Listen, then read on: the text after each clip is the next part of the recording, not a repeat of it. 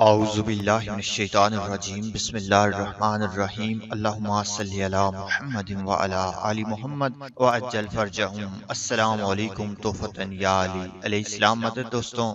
دوستوں امام علی علیہ السلام کے پاس ایک شخص آیا اور اس نے عرض کیا کہ اے امام علی علیہ السلام، ہمیں کن لوگوں سے ہوشیار رہنا چاہیے؟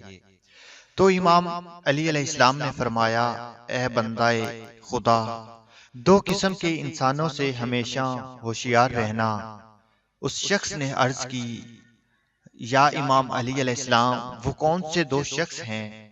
تو آپ علیہ السلام نے فرمایا کہ پہلا وہ شخص جو تم میں وہ عیب بتائے جو تم میں ہو ہی نہ، تو اس انسان سے ہوشیار رہنا، کیوں نہ کہ وہ یہ چاہتا ہے کہ تم احساس کمتری میں چلے جاؤ اور اپنے اوپر اعتماد نہ کرو۔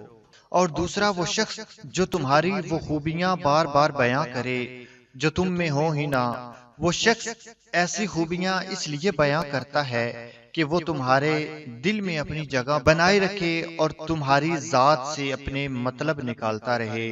ایسے شخص سے ہمیشہ دور رہنا، ایسے شخص سے ہوشیار رہنا، ایسے شخص سے بچو۔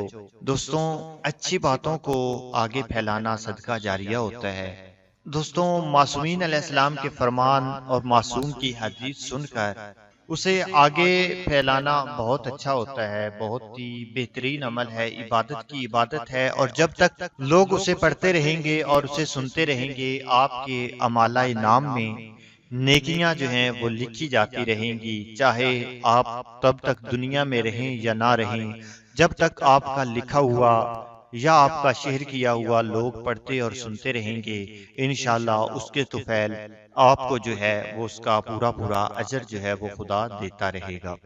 اللہم صلی علی محمد وعلی آل محمد وعجل فرجہم۔ السلام علیکم توفتن یا علی علیہ السلام مدد۔ اللہ حافظ۔